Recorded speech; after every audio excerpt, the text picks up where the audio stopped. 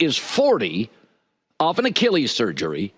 He is not mobile. He doesn't leave a 3 to 4 foot radius. He is closer to Kirk Cousins than Patrick Mahomes athletically right now. He has a below average offensive coordinator. They have no tight end production at all. He's prickly, and they have one elite receiver. Cross your fingers, he's never hurt. But the rolling, mobile, athletic Aaron Rodgers in Green Bay, that's over.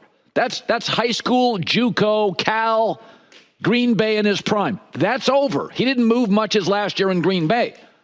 This Jets offense, let's just talk offense, is the third most explosive in their division. I'll give him the edge over New England. But they don't have a Josh Allen. They don't have a Tyreek Hill, a Jaden Wall at the other side, Mike McDaniel as a coach. It's the third best offense in their division, and it's an offensive league.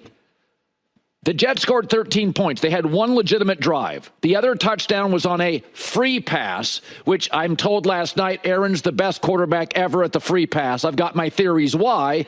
There's nothing to lose. He hates throwing interceptions. Let's throw it downfield aggressively.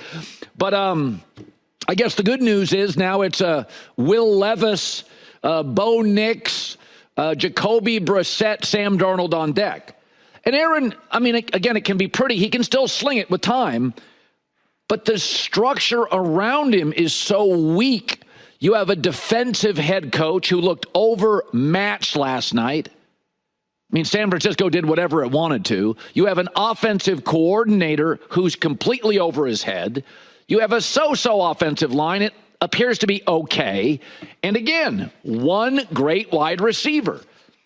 The Jets bought in Aaron to be the savior, but he that's not his personality. He wasn't a savior in Green Bay.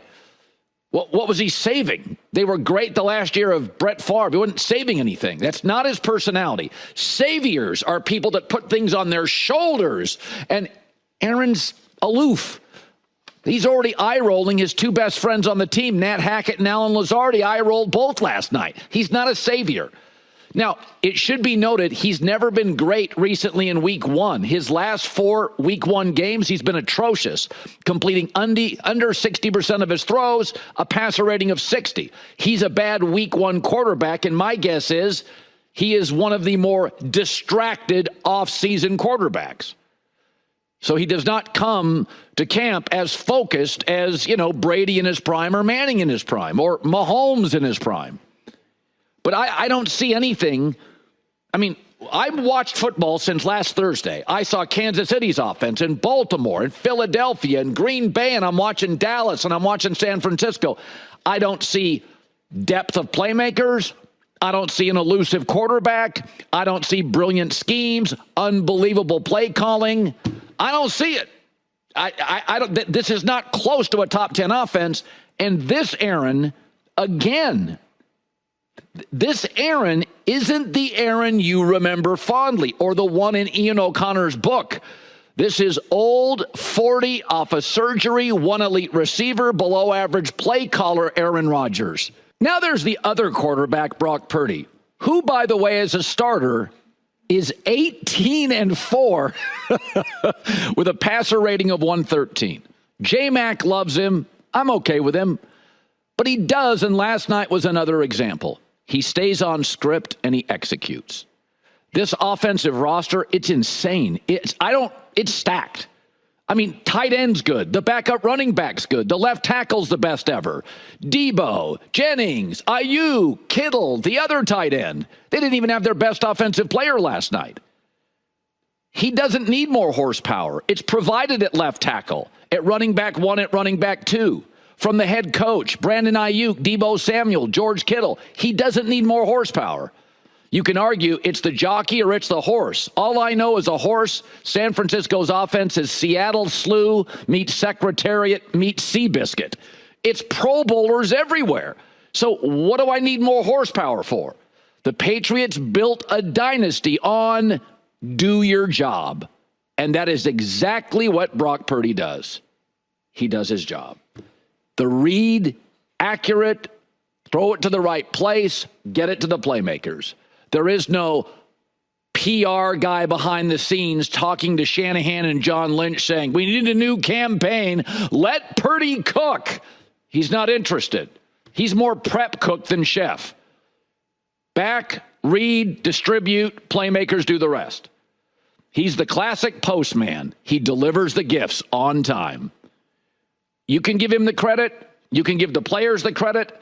But I will say this. I think he's literally the perfect quarterback for Kyle Shanahan. Remember, not anybody can do this. Let's be fair. They wanted Trey Lance to do this. That's why they gave up so much draft capital. They wanted somebody else to do it. And he couldn't.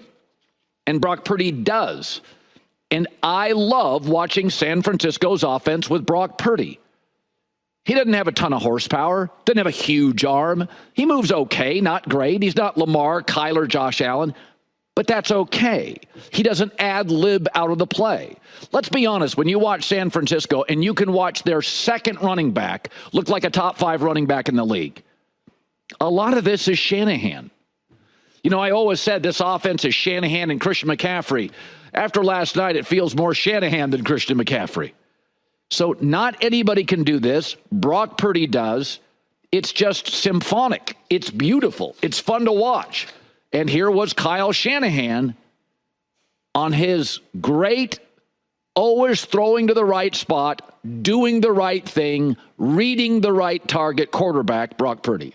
Brock Purdy is always smart with the ball. We had Tom Brady on a couple of weeks ago, and we asked him, what is the secret sauce for young quarterbacks? And Tom said it's all above the shoulders.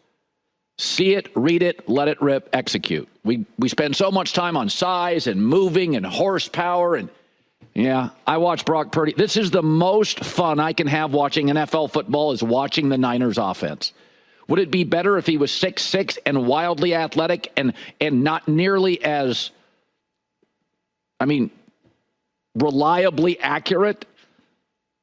Deep shots down the field that were incomplete.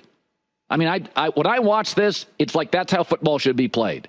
And it feels like not only is Purdy lucky to have Shanahan as his first coach, but Shanahan feels like he's lucky to have Brock Purdy. Incredibly coachable, always throws it to the right place, always on time, nicely packaged, perfect for the playmakers to execute after they get the ball.